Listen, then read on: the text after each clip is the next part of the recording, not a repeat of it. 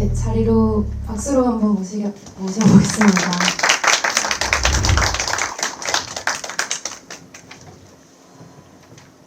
네, 밖에서 좀 오랫동안 대기하면서 대화 시간을 기다리고 계셨어요. 오늘 특별히 세 분께서 이렇게 자리를 해주셔서 평소보다 훨씬 더 풍성한 이야기가 나올 걸로 기대가 되는데요. 먼저 감독님부터 한 분씩 인사 말씀 부탁드리겠습니다.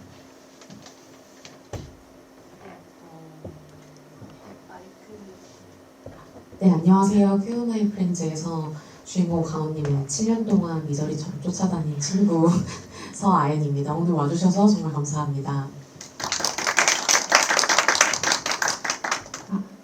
네, 안녕하세요. 저는 프로듀서 강사라입니다. 오늘 주말에도 와주셔서 감사합니다.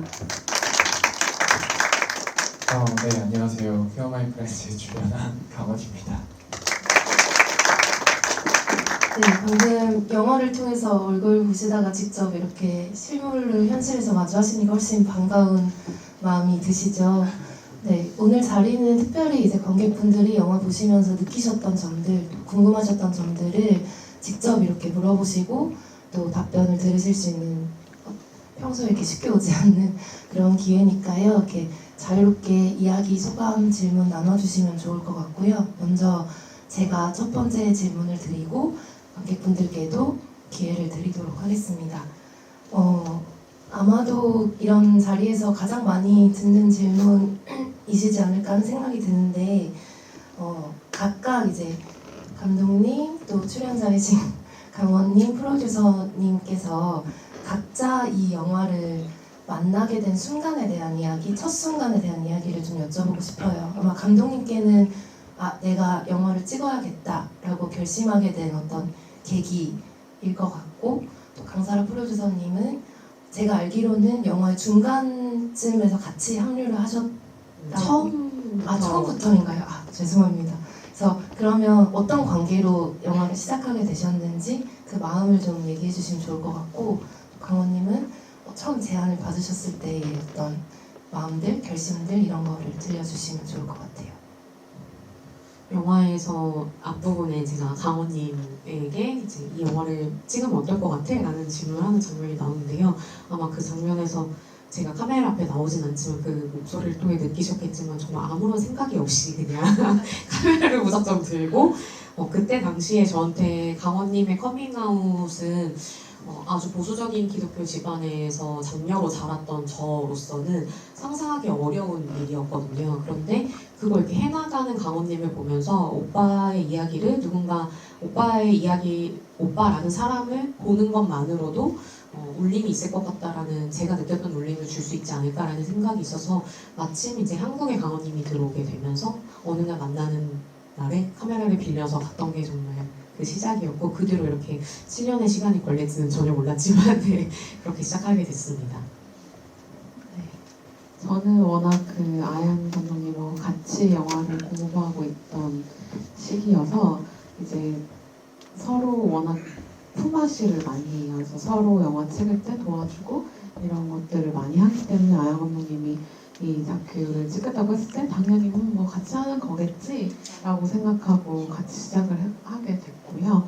다만 이제 중반부쯤에 저는 지금 이 영화의 제작사인 시술 픽처스에 제가 이제 일을 하게 되면서 이제 이 프로젝트를 같이 가지고 제작사에 들어가게 되는 상황이 됐어요. 그래서 어떻게 보면 그냥 외장하드에만 붙어 있을 것 같은 상황이 틀림없어 보여서 이제 제작사에 좀 더 체계적인 어떤 시스템 안에서 영화를 제작해보자 하게 됐던 것 같아요. 네, 저 같은 경우는 저희가 뭐 19, 20 이럴 때 학교에서 만났거든요. 그래서 같이 연극도 하고, 그리고 영화 수업이 있으면 같이 이런 그러니까 프로젝트를 같이 하는 게 너무 자연스러운 사이였거든요. 그래서 아연이 이제 카메라를 들이밀었을 때 별로 그렇게 놀랍지는 않았고, 그냥 또 다른 우리 사이의 프로젝트이겠거니 생각을 했고요. 그러나 이게 어떤 영화의 형태로 완성이 되어서 관객을 만날 수 있을 거라고는 그 당시에 상상도 못했고, 사라 PD님 얘기하신 것처럼 뭐 외장하드 찍혀서 남마저 있으면 그냥 우리끼리 술 마시면서 한 번씩 보면서 웃고 넘기는 뭐 그 정도로 생각을 했습니다. 그래서 가볍게 시작할 수 있었던 것 같아요. 이렇게 전국 극장과 또 해외 상영까지 하게 될 거라고는 상상을 못 하시고, 네, 맞습니다. 그 말씀 통해서 아마 느끼셨겠지만 세 분이 같은 학교 출신들이시래요. 그래서 학교에서부터 워낙 끈끈한 그런 사이로 지내시다가 이렇게 영화를 만드는 어떤 사건을 벌이시게 된 세 분이고요. 그래서인지 영화 안에 그런 끈끈함들이 굉장한 어떤 이야기의 매력을 더 이렇게 돋보이게 하는 그런 배경이 되지 않았나 하는 생각이 들거든요. 네, 한 가지 질문을 더 드릴게요. 뭐 질문이 있으시면 언제든 손을 들어주시면 됩니다. 잠깐 말씀하셨지만 이 영화가 7년이라는 시간 동안 제작이 되었고 감독님도 시작하실 때 전혀 예상치 못했다 하셨고 출연하신 강원님도 마찬가지고 다 마찬가지실 텐데 이 7년이라는 시간이 사실 숫자로 말하면 간단하지만 삶을 생각해 보면 정말 한 사람의 인생이 굉장히 많은 변곡점을 지날 수 있는 시간이기도 하잖아요. 그래서 강원님의 삶의 변곡점들을 우리가 영화 안에서 봤고 감독님의 삶도 살짝 그 안에 중요하게 보여졌던 것 같아요. 근데 이 긴 시간 동안 어떻게 포기하지 않을 수 있었나? 그 영화를 보다 보면 아 이거 참 보통 힘든 일이 아니었겠다라는 생각이 절로 들고 그래서 더 이렇게 마음을 주면서 영화를 따라가게 되는 게 있었거든요. 그래서 감독님께 먼저 질문을 드리자면 나를 끝까지 가게 만든 힘이 있다면 뭐였을까? 네. 아마 보란 감독님도 영화를 만드시기 때문에 더 만드는 사람 입장에서 그런 느낌을 받으시지 않았을까 생각이 드는데요. 저야 이제 영화 작업을 하면서 힘들 때도 있고 영화 안에서도 강원님이 이제 그만할 때가 되지 않았냐라고 얘기하는 장면이 나오는데 그때는 무의식적으로 그냥 아니 이렇게 대답했지만 그때가 딱 편집하기 시작한 초반이었거든요. 근데 그 뒤로 한 2년 정도를 더 편집을 하는 시간이 있었는데 그 뒤로는 쭉 그만두고 싶었던 것 같아요. 근데 어떻게 그만두지 않았냐를 생각해보면 이게 얼마가 걸리면 끝날 것이다 이런 계산을 할 수 있는 상황의 여유조차도 없었고 그리고 제가 딱 힘들 때 그때 이렇게 제가 소진이 되면 또 사라 PD님이 그걸 끌고 가거나 또 저랑 사라 PD님이 다 소진이 됐다 싶으면 또 오희정 PD님이나 아니면 다른 제작자분들을 만나면서 이제 편집 감독님을 만나고 촬영 감독님이 어떤 아이디어를 주시고 이런 과정들이 있어서 제가 생각할 때 우리 이야기가 이제 빛을 발한 것 같다라는 걱정이 들 때 이 이야기 이런 이야기로 만들어지면 좋을 것 같아요 라는 분들의 애정을 받아서 그 힘으로 또 그 다음 곡을 넘기고 이렇게 보릿고개 넘기듯이 넘겼던 것 같습니다. 감독님께서 소진되셨을 때 옆에서 끌고 가주신 사라 PD님은 어떤 방식으로 그렇게 독려해서 같이 가실 수 있었나요? 동료에는 참 여러 가지 방법이 있었는데요. 막 다그쳐도 보고 이렇게 끝낼 수 없지 않니 해도 보고 또 되게 그 영화라는 게 그냥 7년이 걸릴 수밖에 없는 게 이게 또 영화 속에서 주인공이기도 한데 이 주인공이 또 어떤 성장도 하고 변화도 있어야 되는데 사실 실제 감독님의 삶은 멈춰 있었거든요. 거의 영화 작업 때문에. 그러니까 또 쉬는 기간도 필요했던 걸까? 영화라는 게 그냥 자판기 눌러서 나올 수 있는 게 아니다 보니까 늘 그런 어떤 삶에서의 작도 있어야 되고 삶에서 잘 생활도 해야 되고 하다 보니까 진짜 별걸 다 했던 것 같아요. 아영 감독님을 저희 제작사 대표님이신 오희정 PD님은 갑자기 마사지를 이렇게 끊어서 좀 마사지 좀 받아라 이렇게 하는 경우도 있었고 저는 이제 친구로서는 이거 외에 영화 작업 외에는 삶이 없다 보니까 너무 안쓰러워 보이는 거예요. 그래서 뭐 예를 들어 테니스를 끊어준다든지 뭐 그런 여러 가지 방법으로 같이 버텼던 것 같아요. 주로 이제 작업에로 이렇게 막 밀어붙이기보다는 좀 숨통을 틔울 수 있게 마사지도 끊어주시고 운동도 하게 하고 뭐 이런 그러려고 했는데 문제는 뭐 미저리처럼 다시 편집실로 돌아오는 편집실에 오지 못하게 막 네, 미저리처럼 그렇게 다시 와서 편집하고 다시 와서 편집하고 하더라고요. 근데 문제는 제가 편집하면서 안 좋아지더라고요, 영화가. 그래서 이제 피디님이 이제 이렇게는 안 될 것 같다.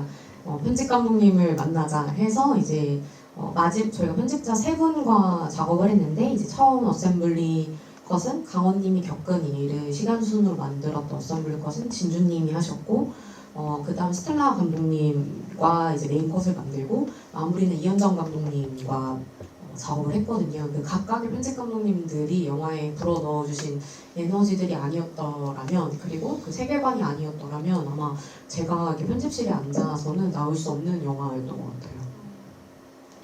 이제 방금 말씀해 주셨지만 편집 감독이라고 하면 뭐지? 이렇게 궁금하실 분들이 계실 것 같은데 물론 전체 영화의 방향이나 이런 것들은 감독님께서 끌고 가시지만 이 정말 많은 촬영본들이 있잖아요. 이것들을 같이 붙여보고 이야기를 만들어가는 과정을 이제 다른 감독님이랑 함께 작업을 하셨고 또 이 영화의 독특한 점은 무려 3사람의 편집 감독을 함께 했다. 그리고 또 독특한 점은 그 안에 외국인이 또 계시다는 점이에요. 그래서 이 부분도 한번 여쭤보고 싶었는데 그 스텔라 감독님이라고 하신 그분이 네덜란드인이시죠.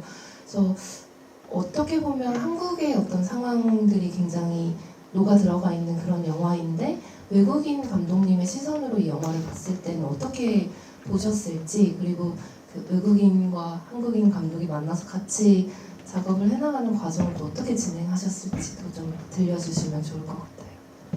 저희 스텔라 감독님 처음 만나게 된 건 EBS 다큐멘터리 영화제에서는 퍼스트 컷이라는 워크숍이 있었어요. 그래서 4박 5일간 해외 편집자와 이제 인트로덕션이나 클라이막스 장면을 편집해도는 곳이 있었는데 그때 그 기회가 있을 때 사람 PD님이 우리 이 기회가 아니면 편집 못할 것 같다. 그래서 저는 아직 더 촬영을 해야 되는 단계인 것 같아 라고 편집을 할 마음의 준비가 안 돼 있었는데 근데 이 기회가 잡아야 된다라는 제안을 해주셔서 그때 거기에 참여를 해서 매칭이 된 편집자분이셨고 근데 제가 너무 신기했던 것은 그때는 아주 더 러프한 컷으로 그때 강원님이 막 미국으로 떠난 지 얼마 안 됐을 때였거든요. 그래서 아직 정리가 다 안 된 컷이었는데 영상 이렇게 쭉 보시더니 강원이 너의 히어로이구나. 그리고 너는 너의 히어로가 무너지는 장면도 목격하고 하지만 그것을 딛고 같이 성장하는 이야기가 되어야 될 것 같아 라는 메인 아크를 딱 잡으시는 거예요. 그래서 저희가 언어도 다르고 또 코비드 기간이었기 때문에 만나서 편집을 하지 못했어요. 다 원격으로 편집을 했는데 그런데 이제 거의 한 1년 가까이를 같이 컷을 이제 논의하고 하면서 편집을 하면서 좋았던 점은 저한테는 너무나 익숙했던 예컨대 군대 문제라던가 이런 것들을 밖에서의 좀 더 거리를 가며 두고 바라봤을 때 한국 사회가 어떤 방식으로 한 사람의 삶을 이렇게 여러 가지 압력을 넣고 있는지 그 강원님뿐만 아니라 저에 대해서도 왜냐면 그거 재밌어 하시더라고요. 아니 이렇게 결혼식을 많이 갔어? 그 시기에? 그래서 이런 것들을 우리는 우리 사회 안에서 너무 익숙하다고 생각해서 객관적으로 바라보기 어려웠던 것들을 소개를 하는 방식을 찾아갈 수 있었던 것 같아요. 네.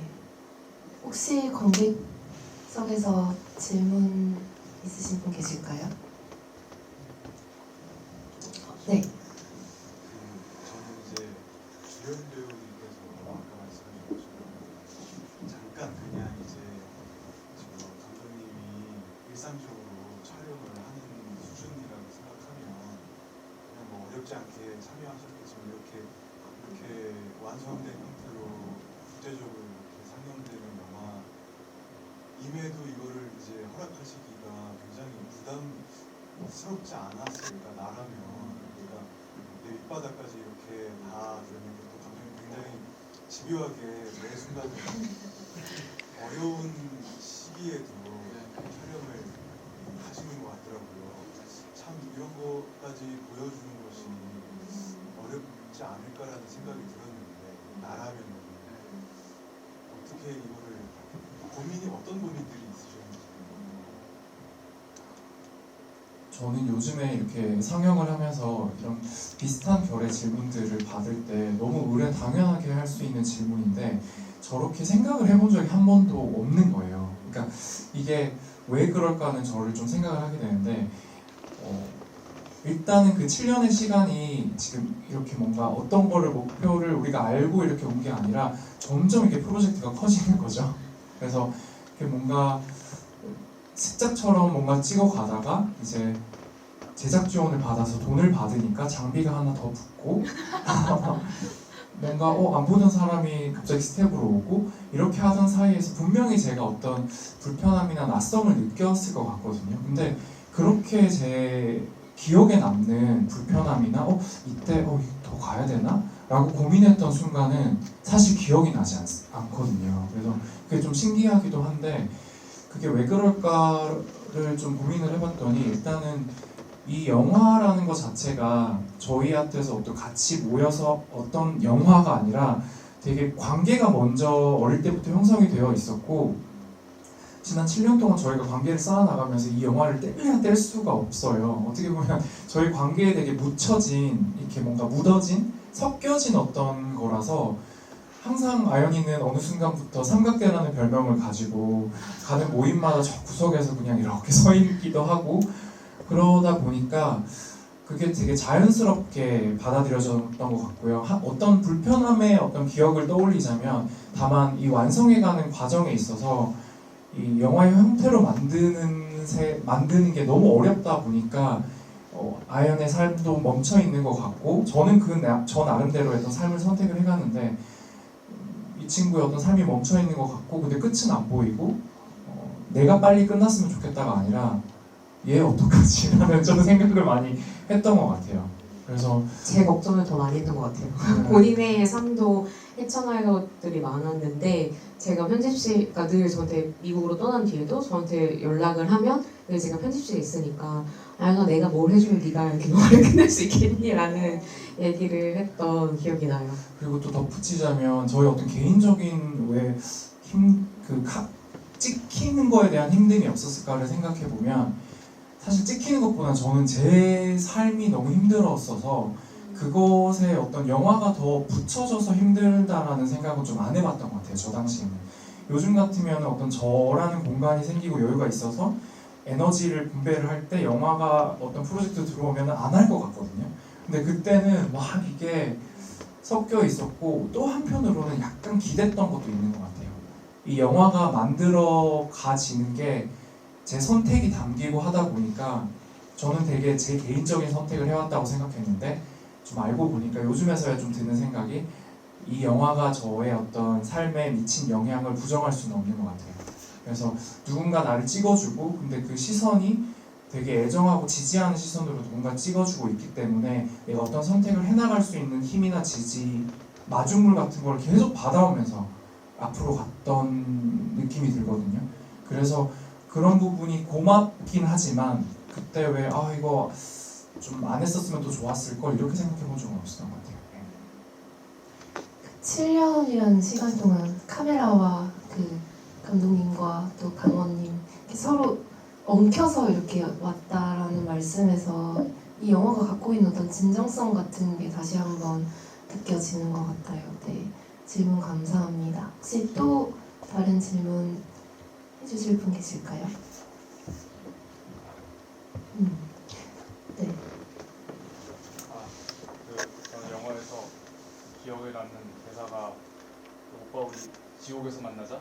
그거 맞나요? 네, 그 영화의 시작은 감독님이 내 친구가 기독교인 게이라는 것을 알게 되었을 때 거기서 느끼는 걱정과 어떤 흥미로움 거기서 영화가 시작이 된 것 같은데 제가 본 영화를 보고 나서 제가 생각나는 거는 이제 정작 이 강원님 주인공의 삶에 영향을 많이 미친 것은 이제 기독교와 게이 중에서 게이 쪽이 더 가까운 거죠. 그러니까 군 제도가 강원님의 삶에 실질적으로 더 큰 영향을 미친 것 같아요. 한국 사회에서 뿌리 내리지 못하게 하고 그런 거.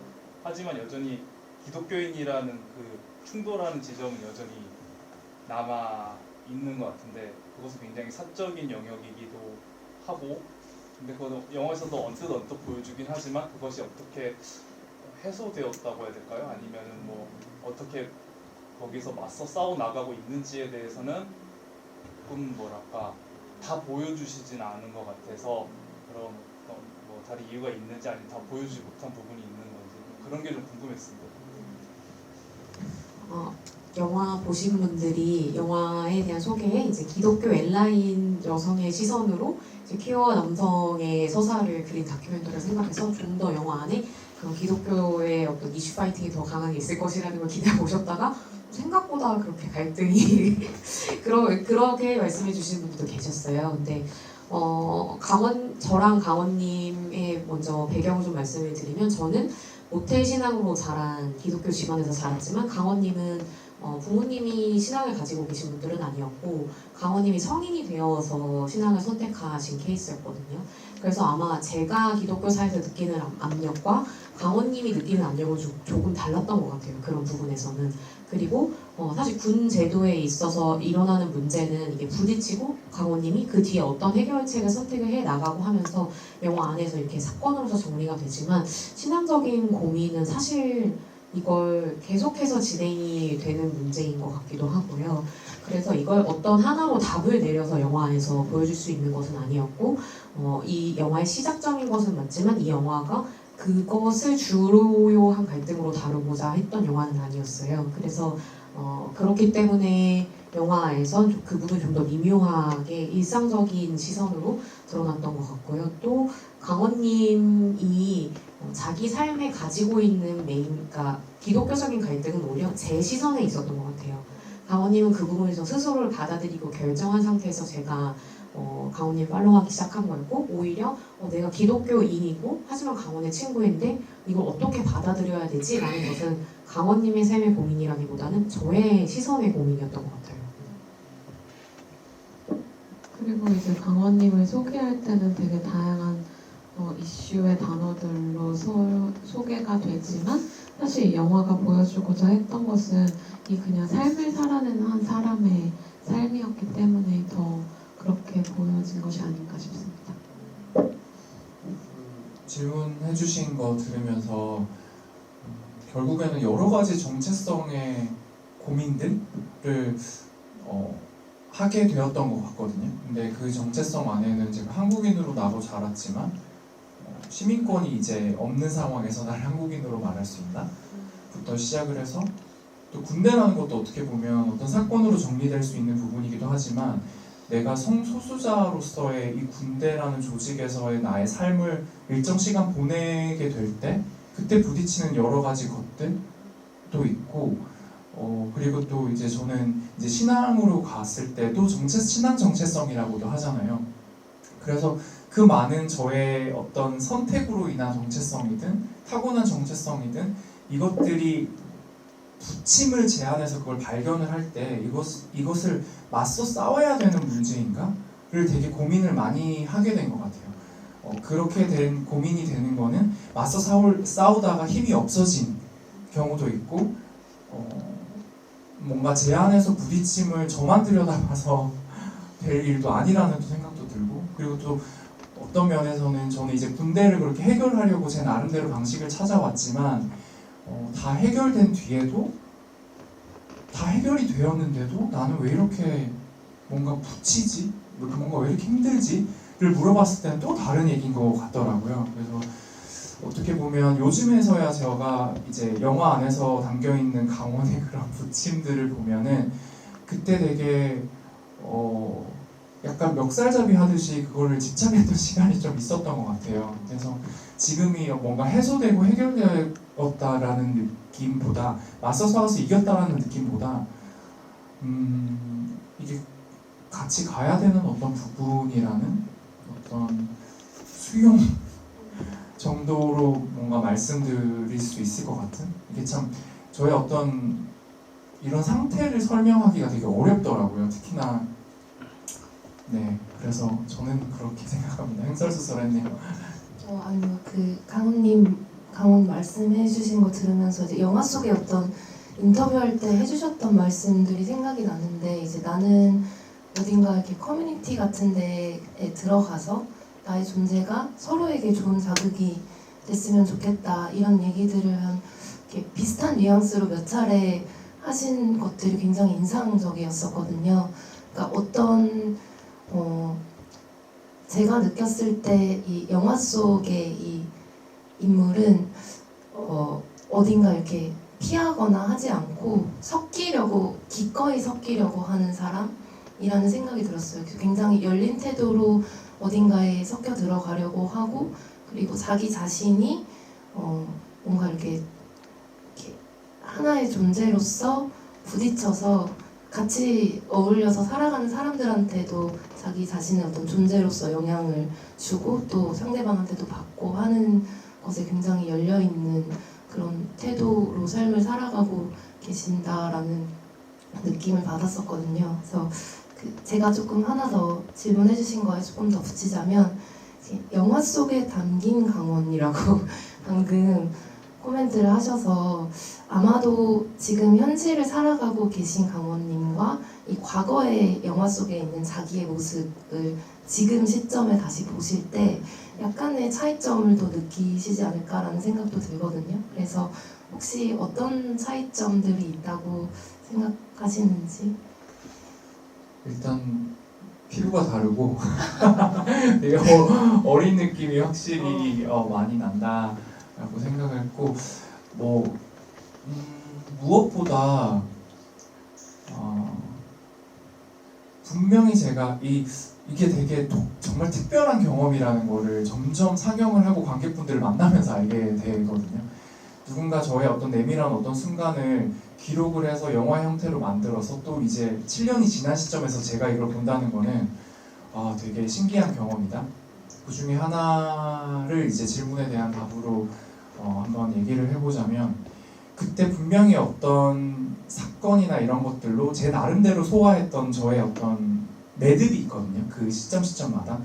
근데 지금 와서 이걸 보니까 그 매듭에 약간 의문을 품게 되는 것들은 좀 있는 것 같아요. 예를 들면 그때는 제가 했던 말들이 그대로 지금 실황으로 담겨 있으니까 되게 뭔가 단호하고 분명하고 자신감 있게 얘기하지만 저는 어떤 마음에서 저 얘기를 했는지 너무 잘 아는 사람으로서 내가 저거를 자신 있어서 얘기한 게 아니라 자신 있고 싶어 했구나.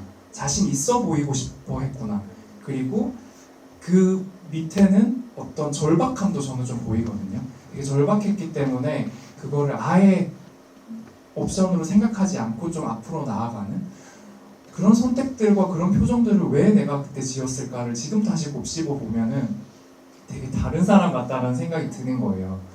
그래서 모든 사람들이 각자 과거의 어떤 자기를 생각하면서 그때는 그랬지라고 얘기하는 그 그랬지 부분에 뭔가 되게 이게 현재 일어나는 일처럼 뭔가 물음표를 던질 수 있는 경험들을 해나가고 있거든요.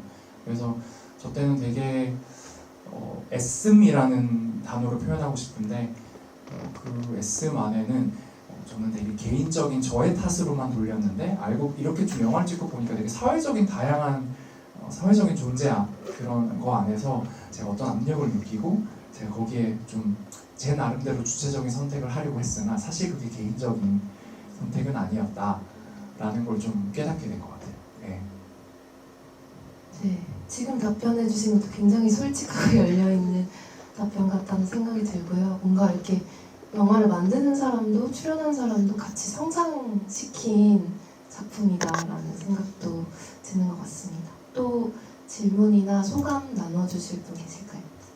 일단 7년 동안 너무 집착을 해서 이렇게 잘 만들어서 보여주셔서 감사하고요. 과거의 강원과 지금의 강원이라는 얘기를 해서 생각나지 않는데 혹시 글렌이랑 아직 만나고 계시는지 궁금하고 그리고 계속해서 이제 화면에 나올 때마다 좀 눈에 띈 게 있었는데 반지가 계속 있었거든요. 근데 지금도 끼고 계셔가지고 혹시 이유가 있는 건지 굉장히 디테일한 질문을 주셨습니다. 그때 꼈던 반지는 그냥 액세서리 반지였고요. 지금은 이제 글렌과 같이 끼고 있는 반지고 저희 지금 만난 지 한 7년, 8년 되어 가고 있고 다행히 영화에서 글렌이 모자이크 처리가 되지 않은 점은 저희가 계속 만나고 있음을 너무 감사하게 생각합니다. 그 제작비를 조금 아끼는데 보탬이 되었다면 저는 네, 답변 듣고 너무 기뻐하시는 같이 이렇게 기뻐해 주시고 계십니다. 네, 또 질문도 좋고요. 소감 나눠주셔도 좋을 것 같아요.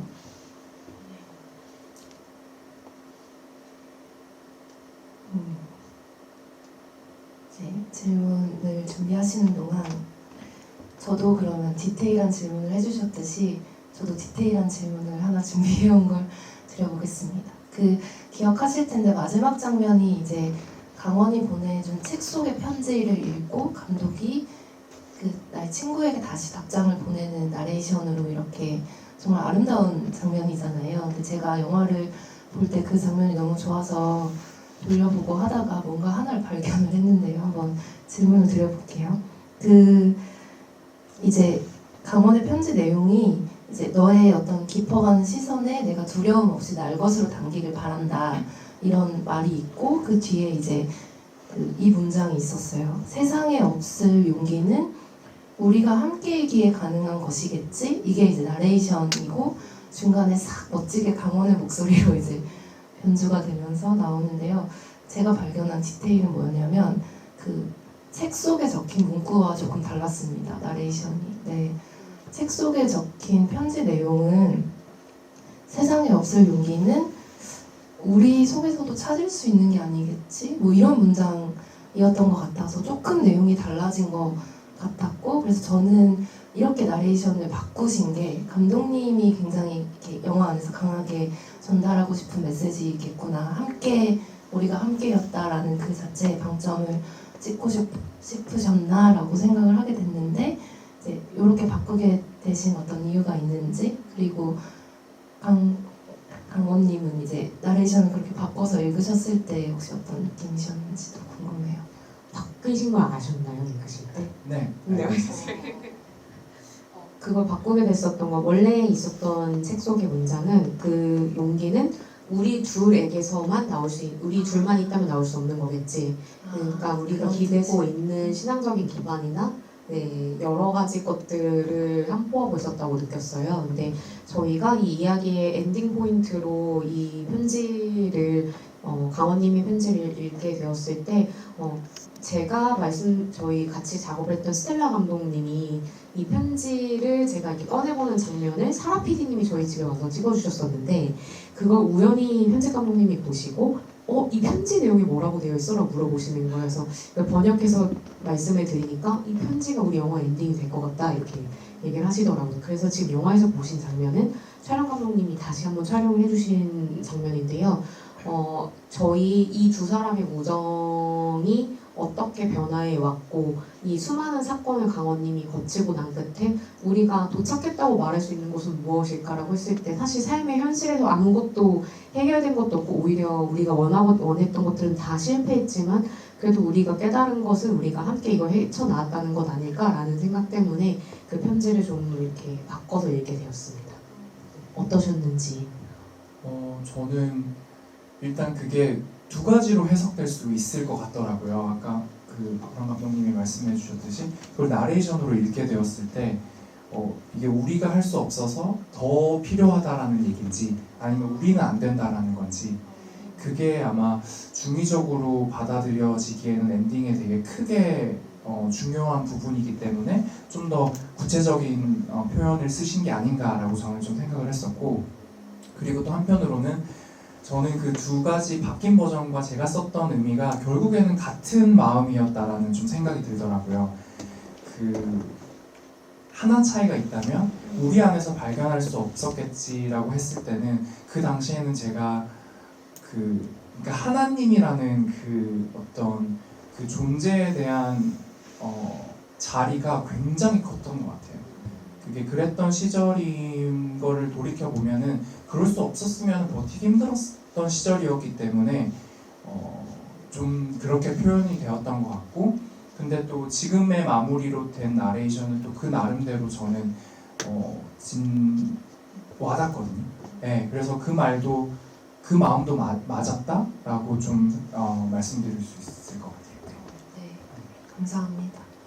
네, 또 질문이나 소감 나눠주실 분 계실까요? 그 사실 여기 이렇게 GV 자리에 참석하는 감독님, 프로듀서님, 또 출연자분들한테도 관객분들의 이야기를 듣고 가는 게 사실 굉장히 어떤 소중한 순간들이거든요. 네. 왜냐하면 이렇게 만나고 싶어서 영화를 또 만드시는 것도 크잖아요. 그래서 어떤 이야기든 그냥 편하게 들려주시면 좋을 것 같고요. 네, 간질간질 하신 분들 망설이지 마시고 손을 들어주시면 됩니다. 제가 질문을 또 이어드리자면 이 영화의 마무리 얘기를 또 하다 보니까 마무리를 하는 시점에 대해서 좀 질문을 드리고 싶어졌어요. 아까 감독님께서 말씀하시는 중에 우리의 삶은 계속 흘러가고 있다라고 말씀을 하셨는데 사실 다큐 제작에서 참 어려운 부분이 이런 부분인 것 같아요. 사실 어떤 인물의 삶을 쫓아가면서 촬영을 한다는 것은 이야기를 만든다는 것은 끝이 없는 이야기 속에 어떤 부분을 포착해내는 거잖아요.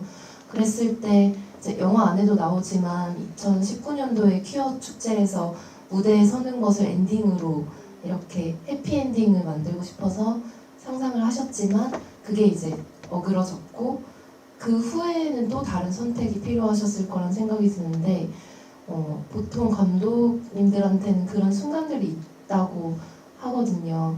여기가 내 영화의 끝인가 보다. 그래서 감독님은 이 긴 시간의 마무리를 어느 시점에 여기서 이제 마무리를 해야겠다. 여기가 끝인가 보다라고 느끼셨는지가 좀 궁금해요. 사실 영화 엔딩에 대한 저도 많이 들었거든요. 다큐멘터리 감독님들이 뭔가 촬영하시면서 아 이게 내 영화의 엔딩이구나 이렇게 느끼신다고. 근데 저 촬영하면서 한 번도 그렇게 느껴보지 못했고요. 그래서 제가 헤매던 그 엔딩을 어떻게 할 것인가 헤매던 걸 사라 PD님이 옆에서 많이 보셨어요. 그래서 아마 사라 PD님이 그 과정을 좀 더 아실 거라고 생각은 드는데 거의 유일하게 아 이제 정말 우리 영화 끝났구나 라고 생각했던 것은 나레이션 녹음하던 때였어요. 저희 지금 관객분들이 되게 좋아해 주시는 강원이 남긴 편지에 대한 저의 답장이 너무 쓰기가 어려웠거든요. 이 7년의 서사를 어떻게 마무리 지으면서 이 친구에게 나는 뭐라고 답장을 보낼 수 있을까. 근데 그때 이제 이현정 편집 감독님이 편집실에서 본인의 어린 시절의 친구들에게 보내고 싶었던 편지를 저한테 읽어주시는 거예요. 근데 그 편지를 듣는데 마음이 너무 울컥하더라고요.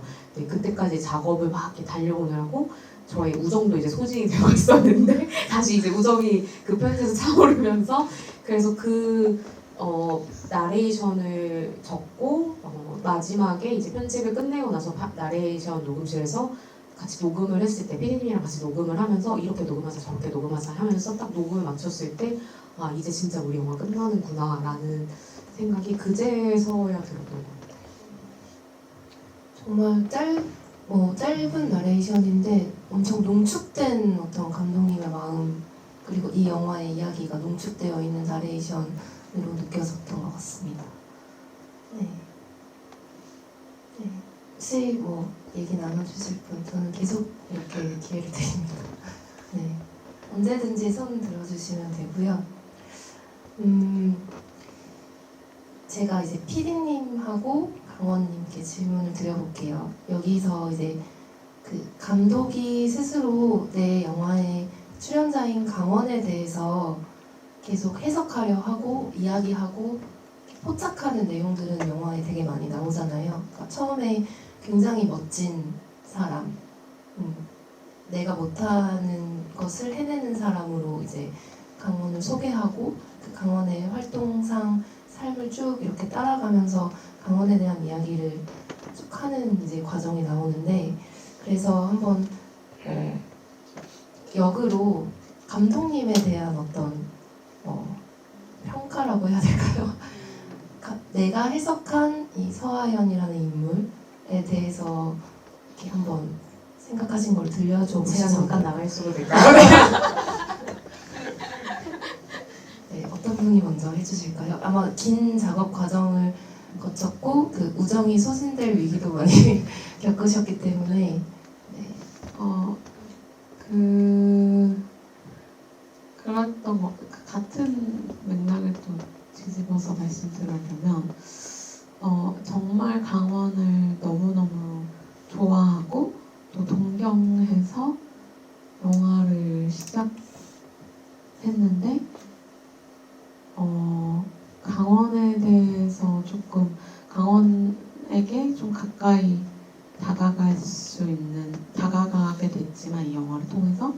사실 자기 자신을 더 많이 알게 된 사람이 아닐까라는 생각이 듭니다. 네. 저는 일단은 아연은 저한테 질문을 던지는 사람이거든요.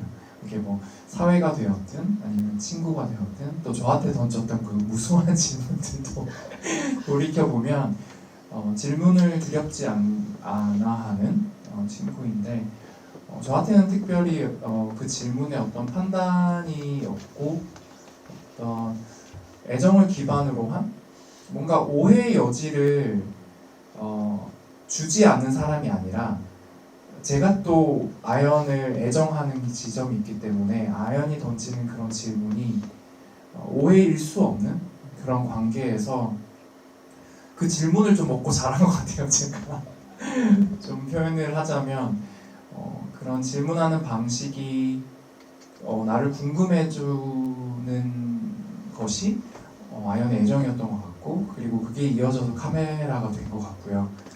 그래서 그런 집요한 방식의 애정이 저를 되게 제가 어떻게 보면 이게 알아차렸으면은 좀 뭔가 부담스럽다고 서로 부담스럽다고 생각할 만한 관계거든요. 사실 이렇게 뭔가 웬만하면 힘들면 혼자 있고 싶어 하고 뭐 이런 건데 서로 약간 치대는 방법을 아연이 카메라를 들어줘서 좀 카메라 덕분에 우리가 서로 알게 된 게 있어서 또 저희 나름대로의 좀 관계를 또 저희 나름의 방식으로 또 깊게 만드는 그런 기회를 준 친구인 것 같아요. 정리하자면 질문을 끊임없이 던지면서 자기를 알아가게 된 사람 이렇게 네. 감독님이 들으신 소감은 네. 어떠세요? 저 처음에는 강원님의 이야기를 영화로 만들 거라고 생각을 했고 근데 이제 사라 PD님이랑 오희정 PD님이 이제 아연 감독님의 이야기가 영화 안에 포함이 되면 좀 더 관객분들의 확장성 있게 다가갈 것 같다라고 제안을 주셨을 때 그때 이미 촬영한 지 한 3년 정도 지났을 때였기 때문에 뭐 이제 영화가 더 좋아진다면 뭐든 해야죠 이런 마음이었는데 그게 무슨 어떤 일을 초래할 것인지 전혀 알지 못한 채로 근데 저도 영화를 만들면서 사실 제가 강원님을 알아가는 것이 어려웠던 만큼 그게 어려웠던 이유는 제가 누구인지 몰랐기 때문인 것 같아요. 결국에는 누군가를 알아갈 때에도 나를 비추어 보면서 상대방을 알아가게 되고 상대방을 통해서 또 나를 비추게 되는 것 같고 또 아까 질문 주신 분 중에 이제 이렇게 밑바닥을 어떻게 보여줄 수 있었는가 근데 사실 상대방의 시면을 보고자 하는 것은 곧 나의 시면을 봐야 하는 일이라는 말에 저는 정말 동의하거든요. 그래서 강원님이 너무 힘든 그 순간을 경험할 때 결국 그것을 목격하면서 제가 힘들었던 이유는 저 역시 저의 밑바닥을 보게 됐기 때문에 영화에서 그 싸우는 장면을 넣을까 말까를 정말 많이 고민을 했었어요. 근데 그랬던 이유 중에 이 친구가 그 밑바닥을 치는 순간에 그 친구의 곁에서 그 친구 이해하지 못한 저의 모습을 나중에 보는 게 좀 힘들고 그걸 또 관객분들에게 보여드리는 게 맞는가라는 고민이 들었거든요. 근데 결국에는 이 영화를 만들면서 친구를 내가 이해하지 못했다는 것을 깨달았고 제가 누구인지를 깨달아가는 과정이 아니었나라는 생각이 듭니다. 네, 사실 영화 안에 자기 자신을 이렇게 출연자로 출연을 시킨다는 게 아마 관객분들도 느끼셨을지 모르겠지만 굉장히 어려운 일인 것 같아요. 왜냐하면 내 못난 모습을 내가 보면서 만들어야 되는 거고 그리고 자기 자신의 어떤 솔직한 모습을 드러내는 게 그 선택을 하는 것이 사실 쉽지 않은데 방금 감독님께서 그 싸우는 장면에 대한 고민을 말씀해 주셨을 때 얼마나 큰 용기를 냈을까 하는 생각이 또 들기도 하고요. 오늘 여러 번 나온 단어인데 그 집요라는 그 단어가 그 감독님의 집요함이 분명히 있는 것 같은데 그게 이 영화에 정말 큰 힘이 되었겠구나라는 생각도 드는 것 같습니다. 저희가 이제 시간이 거의 다 되어가고 있는데요. 한 분 정도는 더 이렇게 기회를 드릴 수 있을 것 같아요. 오늘 영화 보신 느낌? 오늘 한 분이 말씀 안 하시면 보라 감독님이 끝내지 않으실 수도 있을 것 같다는 생각이 한번 들어서 끝까지 네. 내가 이대로 말 못하고 집에 가면 집 가서 후회한다 뭐 이런 거 혹시 있으실까요? 꼭 질문이 아니더라도 간단한 소감 나눠주셔도 네, 좋을 것 같아요.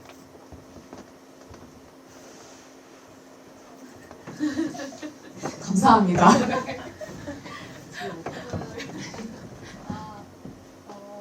영화 두 번째 보는데 너무 멋있다는 말씀드리고 강원님이 미국에 가시는 걸로 영화는 끝이 났는데 그때가 이제 코로나 기간이었던 걸로 추측을 하는데 그 이후에 어떻게 잘 한국에 다시 오시게 됐는지 좀 얘기 듣고 싶어요. 네, 그 영화 마지막이 이제 2020년 초 이제 코로나 막 시작할 때였거든요. 마치 정말 전생 같은. 그래서 저는 이제 한국에서의 체류가 이제 미국 시민인데 또 엑스 한국인, 병역을 이행하지 않은 엑스 한국인이었기 때문에 그때 관광 비자로 3개월마다 왔다 갔다 해서 한국에 체류를 할 수 있는 상황이었어요. 근데 이제 코로나가 터지는 바람에 이제 더 이상 그렇게 안 돼서 좀 황급히 좀 한국 생활을 정리를 하고 구직을 해가지고 보스턴으로 갔고요. 보스턴에서는 한 2년은 못 채우고 저희 어머니께서 아프셔가지고 한국으로 또 갑자기 오게 되었어요. 임시로 들어왔는데 일단 뭔가 어머니 좀 곁에 있어야 되겠다 싶어서 또 그때 상황과 또 달라져서 여러 가지를 알아보다가 한국에 좀 오래 머물 수 있는 그런 방법이 생겨서 또 마침 근데 또 영화 개봉 일정이랑 잘 맞게 돼서 지금 영화 개봉 전부터 영화제 할 때부터 이렇게 지금 같이 다닐 수 있어서 너무 좋습니다. 네, 다른 분들도 최근에 근황 같은 거 뭐 이제 새롭게 하시는 작업이라든지 요즘에 뭐 하고 계신 관심사 가지고 계신 관심사 근황 얘기 들려주시면 좋을 것 같아요. 네, 아연 감독님과 또 다른 영화를 만들고 있고요. 네, 그렇습니다. 그래서 또 화이팅! 이번에 강원님은 안 찍게 되고 다행히. 다행인가요? 어떤 영화인지도 살짝 소개해 주실 수 있으면. 네. 저희가 사실 이 영화가 끝나고 계속 삶이 계속됐는데 또 작년에 서울독립영화제라는 영화제에서 상영을 하고 마치고 감독님이 이제 응급실에 가게 되셨어요. 그래서 그 이후로 이제 암투병을 하게 되셨는데 그 암투병을 하고 난 다음에 이제 저희 암투병을 포함한 항암 치료와 뭐 등등등을 포함한 과정에서 저희가 되게 또 다시 한번 우정의 여정을 떠나게 됐는데 그런 과정 속에서 이제 삶과 죽음에 대한 이제 생각들을 많이 하게 됐고 거기에 대한 이제 다큐멘터리를 또 만들고 있습니다. 이번에도 연출과 프로듀서로 네네. 같이 하시나요? 네. 그럼 감독님의 근황도 네. 네, 들으신 대로 그런 작업을 다시 해보고 있는데 감사하게도 영화 작업을 마무리하고 관객분들을 만나는 시간을 강원님이랑 함께 할 수 있어서 너무 기쁜 시간을 보냈고요. 또 이 영화를 만들면서 제 안에 7년간 가장 크게 쌓였던 마음은 친구들에 대한 미안함이었어요. 왜냐면 늘 제가 카메라를 가지고 이렇게 사적인 공간에 강원뿐만 아니라 영화에 등장하는 많은 친구들의 공간으로 찾아갔기 때문에 이 빚을 갚을 수 있는 방법은 이 영화를 완성하는 것 뿐이겠다라는 마음이 있었는데 그래서 이 영화 딱 상영이 됐을 때 이제 좀 빚 갚았다 싶으니까 이제 또 다시 제가 아프면서 또 친구들의 이 도움을 받으면서 나의 팔자는 그냥 친구들한테 기대서 사는 팔자인가 보다 라는 생각을 하게 되더라고요. 그런 와중에 또 그럼에도 그 투병과 이 개봉을 함께 진행을 할 수 있어서 오히려 저로서는 아픈 저의 일상에 아픈 것만 있는 것이 아니고 또 제가 이게 노력했던 친구들과 함께 했던 그것이 결실로 되어서 이렇게 또 관객분들 만나고 영화가 좋았다는 말씀도 듣게 되고 해서 좋은 시간을 보내고 있습니다. 그 영화 안에서도 되게 이렇게 유의미한 대사 있잖아요. 빚 갚는다. 카메라로 나중에 찍어주시면서 그런 대사를 하시기도 하시는데 빚 갚는다, 미안하다라는 이런 표현들이 사실은 그 관계를 깊게 맺고 있기 때문에 나올 수 있는 표현들인 것 같거든요. 그래서 이 세 분의 우정이 또 이렇게 한 편의 멋진 작품을 만들어낸 것에 대해서 되게 부럽다. 이런 관계 내 인생에는 있을까? 막 이런 생각이 또 영화를 보면서 저는 들기도 했던 것 같아요. 그래서 앞으로의 삶은 또 계속 쭉 이어질 테니까요. 이 우정도 영원히 가고 그리고 감독님과 프로듀서님과 또 강호님이 각자의 자리에서 계속해서 성장해 나가는 모습을 또 다른 기회로 우리가 볼 수 있으면 좋겠다는 생각도 드는 것 같습니다. 네, 그러면 오늘 박수로 대화 자리 마치도록 하겠습니다. 감사합니다.